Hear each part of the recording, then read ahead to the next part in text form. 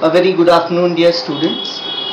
Today in lecture we will be discussing about Spalding classification for decontamination of medical devices. As you all know, in hospital we have certain medical devices which are very costly, and they are to be used in patient, and they remain in direct contact with patient.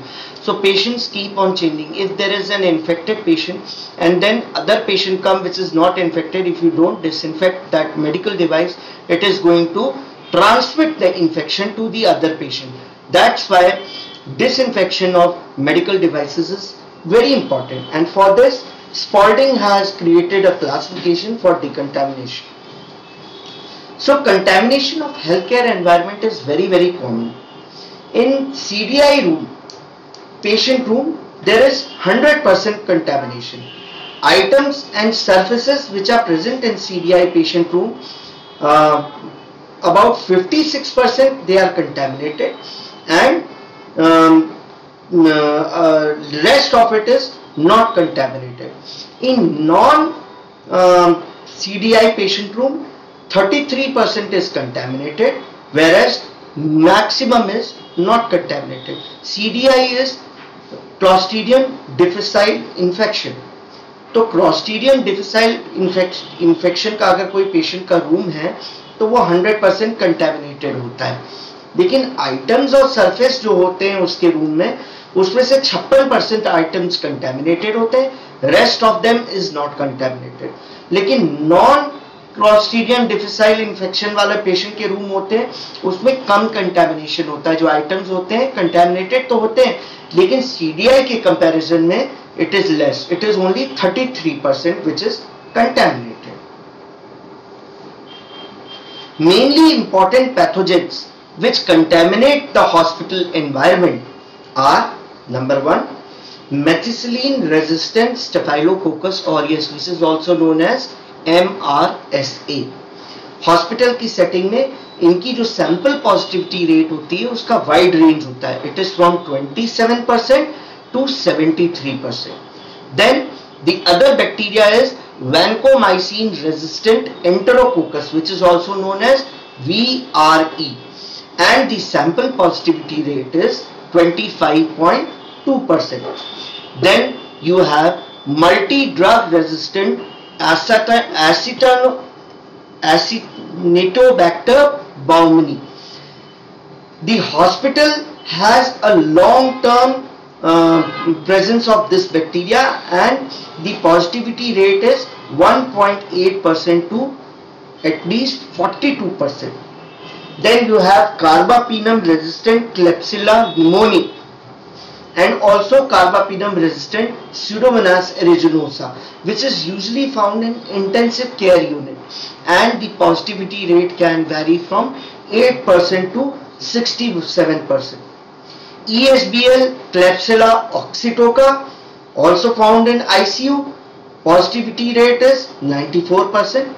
Multi-drug resistant gram-negative bacilli is positive in 4.9% of patients. So you see that these are the bacteria which are usually involved in hospital acquired infection, and they are present in different hospital settings. They may be present in OPD, IPD, ICU, CCU, etc. And positivity can vary from 2% to maximum of 73 to 94%, depending on the disinfection procedures which you are performing in the hospital. Now, pathogens can survive in the environment for long period of time, such as Acinetobacter baumannii can survive for 3 days to 5 months. Clostridium difficile can survive for 5 months. Escherichia coli can survive from 1.5 hours to at least 16 months.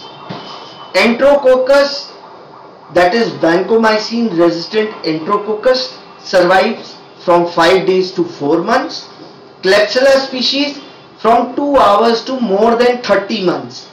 Proteus vulgaris 1 to 2 days. Pseudomonas 6 hours to 16 months. Serratia 3 days to 2 months, and Staphylococcus aureus including MRSA, that is methicillin resistant Staphylococcus aureus, from 7 days to 7 months.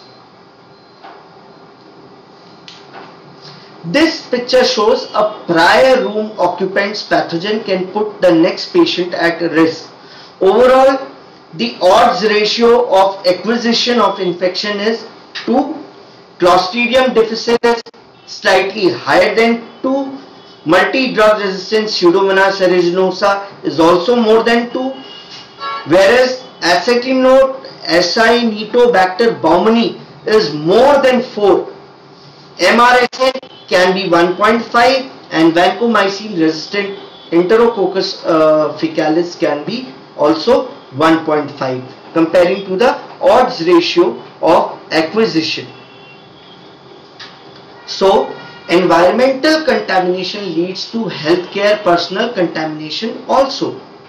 After 5 seconds of contact with the bed rail and bedside table, healthcare personnel hand culture were positive in 53% of occupied room and 24% of vacant or clean rooms which you say which have already been clean. यानी कि हमने क्या किया कि healthcare persons का 5 second के बाद हमने उनका हैंड इंप्रेशन ले लिया कल्चर मीडिया पे और उसको हमने इंक्यूबेट कर दिया इंक्यूबेटर में कल्चर प्लेट को. ओवरनाइट इंक्यूबेशन के बाद हमको उसमें different type of bacterial colonies मिली. क्या क्या मिली? Staphylococcus aureus, vancomycin resistant Enterococcus, Clostridium difficile and various gram-negative bacteria such as Escherichia coli, Klebsiella, both pneumonia and Oxytoca, Pseudomonas and Acinetobacter. And this is a study which has been done in 2009 by Dansky, and this is published in New England Journal of Medicine. More than half of high-touch surfaces are not effectively cleaned at discharge. Now there are disinfectant team जो होती है उसमें आपके class 3 और class 4 employees होते हैं, that is usually ward IRs, ward boys, है ना. तो they are उनका education level भी थोड़ा सा कम होता है, तो they do not clean effectively after discharge. तो high touch surface, किसी भी रूम में हाई टच सरफेस क्या बोलेंगे? जिनको ज्यादा छूने की संभावना है. जैसे रूम में आप डोर नॉब होती है वो हाई टच होता है, टेलीफोन का जो होल्डर होता है जिससे आप उठा के बात करते हैं वो होता है, पेशेंट की जो बेड रेल होती है वो होती है, पेशेंट की जो ट्रॉली होती है वो होती है. तो these all are high touch surfaces area. Bathroom में जो बेसिन की आपकी टैप होता है, टैप की जो नॉब होती है, these all are high touch surface area. तो हाई टच सरफेसेस में 52% आपका कंटैमिनेशन पाया गया, जबकि रेस्ट में कंटैमिनेशन नहीं था.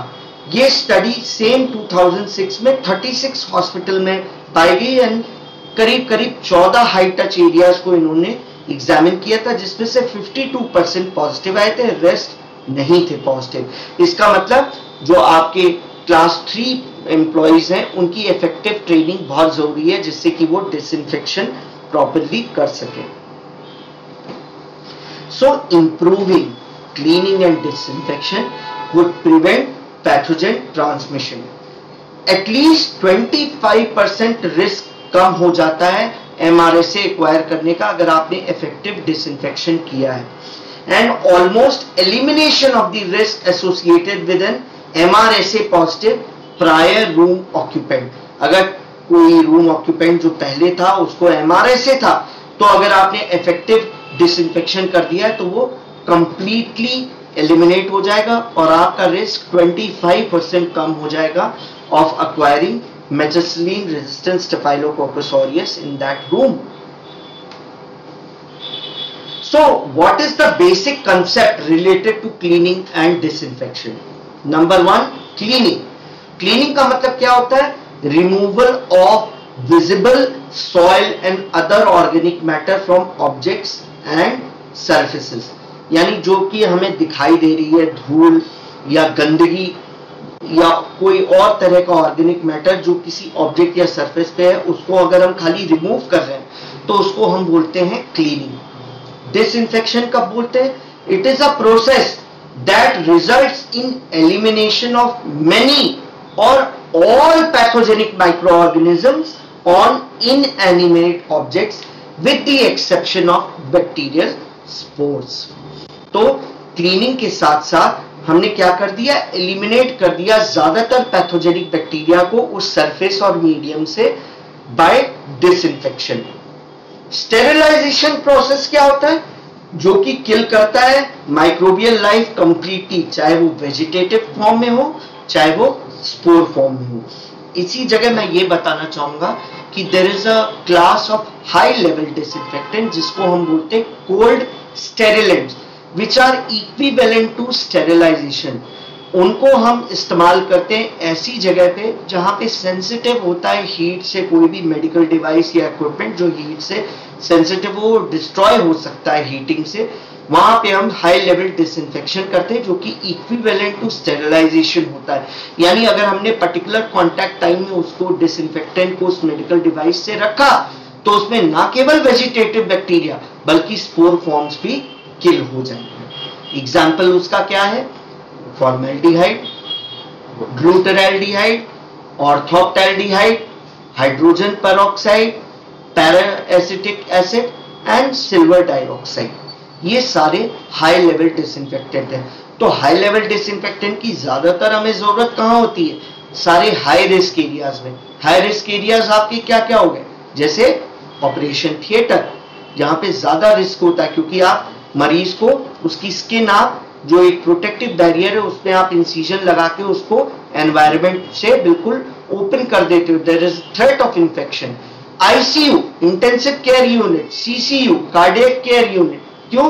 क्योंकि हमने आपके एक्स्ट्रा जो आपके डिवाइस है उसको आपने इंसर्ट कर रखा है उसमें शरीर में, जैसे एंडोट्रेकियल ट्यूब, वोलिस कैथेटर, उसके साथ साथ आपका सेंट्रल लाइन, कई तरह के ड्रेन्स और आपका कैपिलरी जो कैथेटर होता है। तो ये सारे एक्सटर्नल डिवाइसेस हैं जो हम उसमें इन्वेड कर जाते हैं शरीर के अंदर। तो ICU is also a high risk area, even NICU. So there are different level of disinfectants and disinfection process. Number one, low level disinfection. Low level disinfection कब होता है?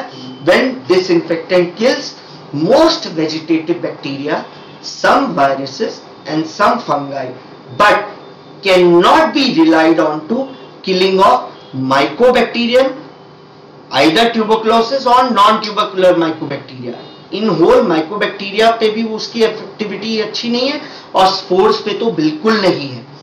तो लो लेवल डिसइंफेक्टेंट किसको कहेंगे? जिसमें कि ज्यादातर वेजिटेटिव बैक्टीरिया, कुछ वायरसेस और कुछ फंगाई किल हो जाते हैं, लेकिन mycobacteria remains unaffected and spores are also remaining unaffected. Intermediate level disinfection, जब disinfectant kills vegetative bacteria, most of the viruses, most of the fungi, but does not reliably kill bacterial spores. यानी कि intermediate level disinfectant is slightly upper than lower level disinfectant. क्यों? क्योंकि वो ज्यादातर vegetative bacteria को खत्म कर रहा है, ज्यादातर वायरसेस को खत्म कर रहा है, ज्यादातर फंगस को खत्म कर रहा है, लेकिन रिलायबल नहीं है कि वो स्पोर्स को खत्म करेगा या नहीं। High level disinfectant completely eliminates all microorganisms except for small number of bacterial spores, but it can kill all the vegetative bacteria, all the viruses, all the fungi and usually all the spores. There may be some spores, लेकिन अगर आपने उसमें contact time बढ़ा दिया तो वाले spores भी खत्म हो जाएंगे। That's why it is equivalent to sterilization. So these three level of disinfection you need to know: low level, intermediate level and high level. The Spalding classification informs our approach to disinfection and sterilization. तो Spalding classification में Spalding class दी हुई है, फिर उसकी ये table बता रहा है कि उसकी क्लास है, फिर उसकी डेफिनेशन क्या है, उसके एग्जाम्पल्स क्या है और मिनिमम रीप्रोसेसिंग रिक्वायरमेंट्स उसके क्या क्या है। तो सबसे पहले नॉन क्रिटिकल इक्विपमेंट्स क्या क्या होते हैं? Object that touch only intact skin, such as blood pressure के जो कप्स होते हैं जो हम ब्लड प्रेशर बांधने के लिए, ब्लड प्रेशर मेजर करने के लिए लेते हैं। स्टेथोस्कोप, स्टेथोस्कोप का बेल हम पेशेंट की स्किन को टच करते हैं।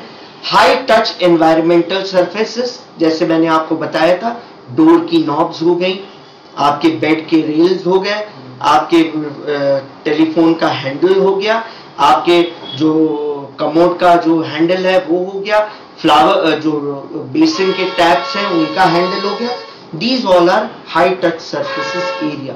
तो इनको रिप्रोसेसिंग के लिए हमें क्या यूज करना चाहिए? हमें लो लेवल डिसइंफेक्टेंट यूज करना चाहिए।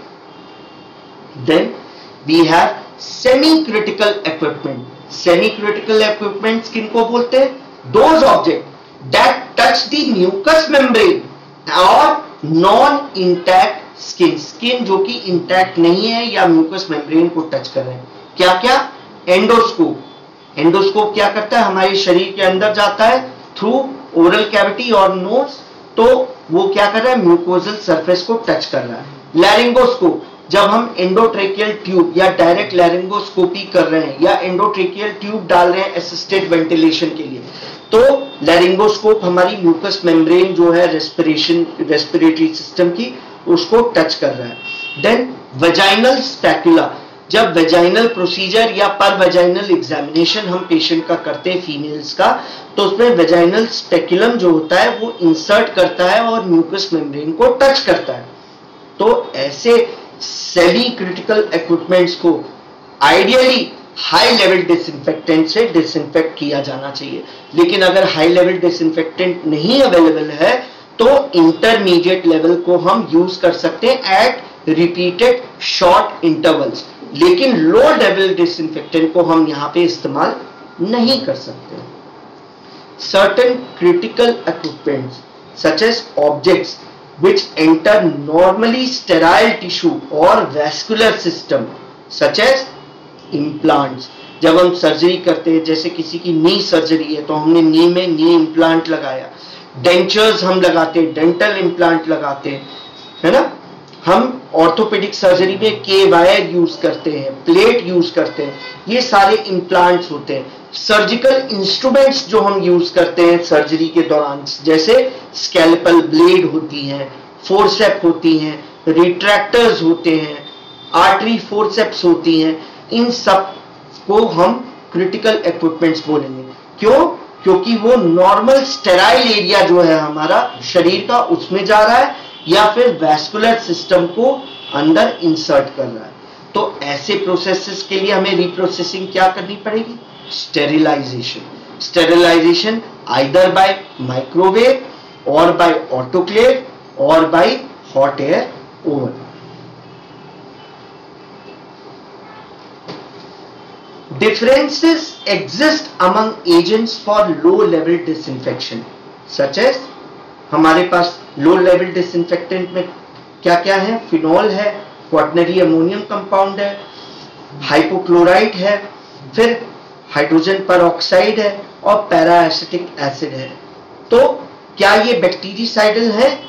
तो yes, quaternary ammonium compound is bactericidal, phenols are bactericidal, hydrogen peroxide is bactericidal, bleach or hypochlorite solution is also bactericidal, and accelerated H2O2 and parasitic acid is also bactericidal, that is it kills the bacteria. Viruses पे क्या असर होता है? Quaternary ammonium compounds जो होते हैं they kill the viruses, usually enveloped viruses को ये किल कर सकता है आसानी से, फिनॉल्स भी किल करता है, हाइड्रोजन पेरोक्साइड भी किल करता है, हाइपोक्लोराइड भी किल करता है और पैरासिटिक एसिड भी किल करता है। फंगस को भी ये पांचों जो आपके quaternary ammonium compound, phenol, hydrogen peroxide, bleach and parasitic acid, ये पांचों डिसइंफेक्टेंट किल कर सकते हैं फंगस को भी। बट माइकोबैक्टीरियम ट्यूबरकुलोसिस या नॉन ट्यूबरकुलस माइकोबैक्टीरियम को क्वाटनरी अमोनियम कंपाउंड किल नहीं कर सकता है। That's why it is known as a low level disinfectant. Yes, Phenol, hydrogen peroxide, hypochlorite and para-acetic acid can be mycobactericidal. Sporicidal, क्या ये स्पोरिसाइडल होते हैं डिसइंफेक्टेंट?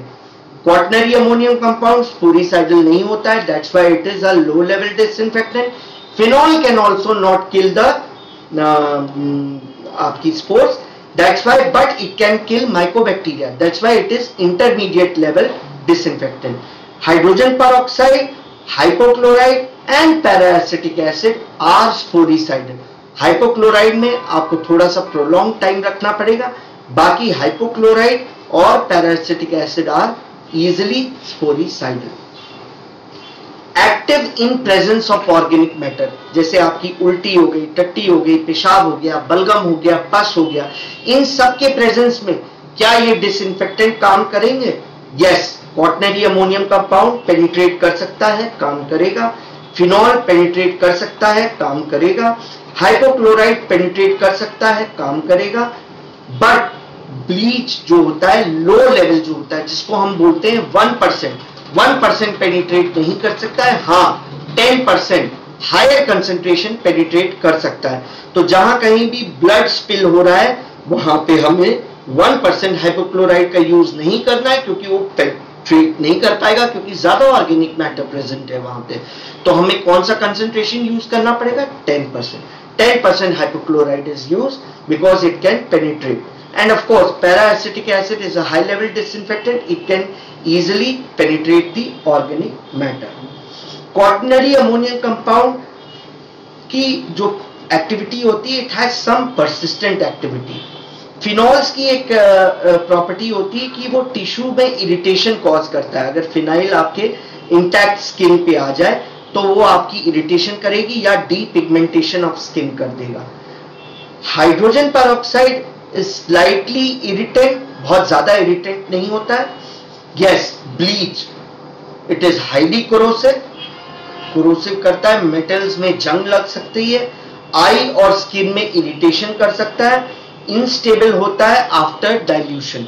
तो हमें हमेशा आई वॉश प्रिपेयर्ड रखना चाहिए ऐसे एरियाज में जहां पे हम ब्लीच का इस्तेमाल कर रहे हैं, कि गलती से भी अगर एक्सीडेंटल वो आंख में या फिर आपकी स्किन में चला गया तो वो आपका इरिटेशन कर सकता है, इन्फ्लेमेशन कर सकता है, आंखों को नुकसान पहुंचा सकता है. Peracetic acid is environmentally safe and safe है, कोरोसिव नहीं है. तो उसका क्या है एक प्रॉपर्टी कि वो एक्सपेंसिव बहुत होता है. तो एक्सपेंसिव होगा तो आप उसे वाइड स्पेक्ट्रम में आप नहीं यूज कर सकते, आप उसको एक स्पेशल एरिया में ही इस्तेमाल कर सकते हैं. अगर वो चीप होता तो आप इस्तेमाल कर सकते थे. तो इस चार्ट में अगर आप देखें 5 डिसइंफेक्टेंट हैं, तो आपको सबसे अच्छा डिसइंफेक्टेंट कौन सा लग रहा है?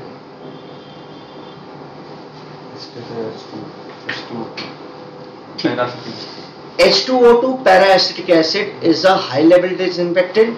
वो बैक्टीरिया को भी मार रहा है, वायरस को भी मार रहा है, फंगस को भी मार रहा है, माइकोबैक्टीरिया को भी मार रहा है, स्पोर्स को भी मार रहा है, और एक्टिव भी है प्रेजेंस ऑफ ऑर्गेनिक मैटर में, क्योंकि पेनिट्रेट कर जाता है.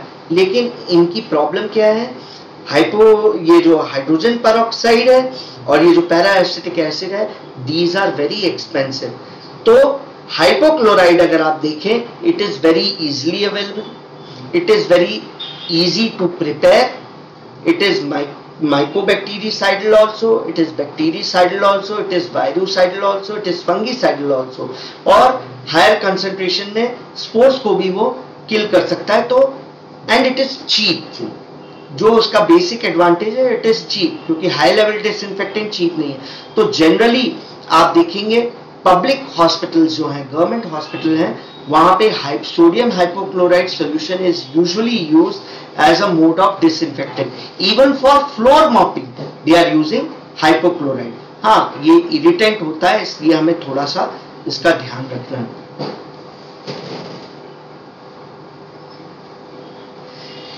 Many factors must be considered when selecting a disinfectant. तो हमें disinfectant को select करने के लिए बहुत सारी एक्टिविटीज देखनी चाहिए.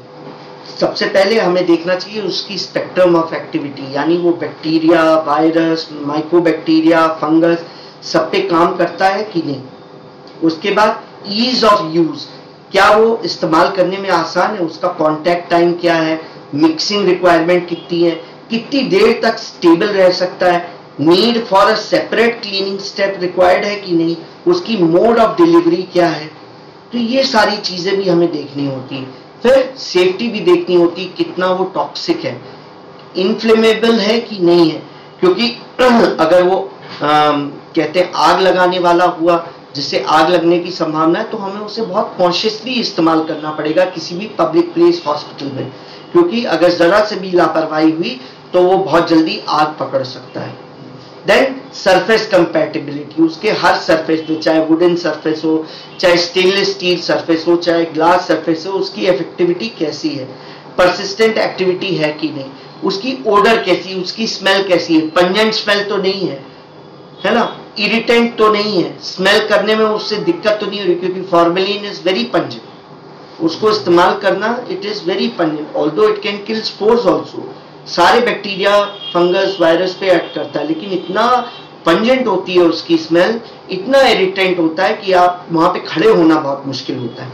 एंड लास्टली उसका कॉस्ट, वो कितना प्राइस का है, क्या वो कॉस्ट इफेक्टिव है कि नहीं, ये सारी चीजें इस्तेमाल करने में जो हमें बैलेंस्ड डिसइंफेक्टेंट मिलता है, जिसकी वाइड स्पेक्ट्रम ऑफ एक्टिविटी होती है, जिसमें इजीली हम उसे मिक्स करके उसकी स्टेबिलिटी रख सकते हैं, वो टॉक्सिक भी ना हो, इन्फ्लेमेबल भी ना हो, हर सरफेस पे वो काम कर सके, उसकी परसिस्टेंट एक्टिविटी हो, ओडरलेस हो और कॉस्ट इफेक्टिव हो, ऐसा डिसइंफेक्टेंट यूजुअली हमें चूज करना चाहिए। Other factors must also be considered, जैसे सिलेक्शन ऑफ अदर प्रोडक्ट्स। भाई डिसइंफेक्टेंट तो हमने चूज कर लिया, लेकिन डिसइंफेक्टेंट को इस्तेमाल करने के लिए हम मॉप या कपड़ा कौन सा इस्तेमाल कर रहे हैं, क्या वो इफेक्टिव है कि नहीं है। Initial education and training is also important. हमने डिसइंफेक्टेंट भी अरेंज कर दिया, मॉप भी अरेंज कर दिया, लेकिन अगर health care worker properly train नहीं है, उसको कॉन्टैक्ट टाइम नहीं मालूम है, उसको प्रोसीजर नहीं मालूम, उसको मिक्सिंग नहीं मालूम है, तो क्या फायदा है, वो प्रॉपर नहीं करेगा, डिसइंफेक्शन प्रॉपर नहीं हो पाएगा। Then assessment of competency and effectiveness, उस डिसइंफेक्टेंट की इफेक्टिवनेस या एफिशिएंसी भी हमको बराबर टेस्ट करनी चाहिए, और जो disinfectant health care worker disinfection procedure कर रहा है, उसकी कॉम्पिटेंसी भी हमें टेस्ट करती रहनी चाहिए एट पीरियोडिक इंटरवल्स, जिससे हमें पता लग सके कि इफेक्टिव डिसइंफेक्शन हॉस्पिटल में हो रहा है कि नहीं। Then identification and elimination of barriers, क्या क्या परेशानियां हैं उनको आइडेंटिफाई करना और उसको एलिमिनेट करना। यूजुअली क्या होता है, इक्विपमेंट की प्रोडक्ट अवेलेबिलिटी जो होती है वो हमें देखना होता है, स्टाफ की रिक्वायरमेंट देखनी होती है, वर्क फ्लो देखना होता है, और हॉस्पिटल का जनरल कल्चर क्या होता है, कितने घंटे की ड्यूटी है, स्टाफ कितना कोऑपरेटिव है, किस तरीके से वो लगनशील है, वो सीखना चाहता है कि नहीं, इन सब को भी हमें ध्यान देना पड़ता है। सो The environment is more than horizontal surface and furniture। आपको इस स्लाइड से पता लग रहा होगा, खाली horizontal surface और furniture इंपॉर्टेंट नहीं है, उसके साथ साथ उसकी वॉल, उसकी रूफ, उसकी सीलिंग, है ना, और उसके साथ साथ इक्विपमेंट्स का भी vertical portion. Our efforts need to include the personnel, that is nurses, doctors, technicians who are responsible for cleaning and disinfection of that area. He should have adequate knowledge, he should be adequately trained, he should be patient, he should know how much disinfectant, what is the contact time, and he should also know the safety barriers, कि अगर गलती से उसका exposure हो जाता है health care worker को तो क्या प्रिकॉशंस लेने हैं उससे, आई वॉश वगैरह अवेलेबल है कि नहीं है, ये सारी चीजें भी इंपॉर्टेंट होती है।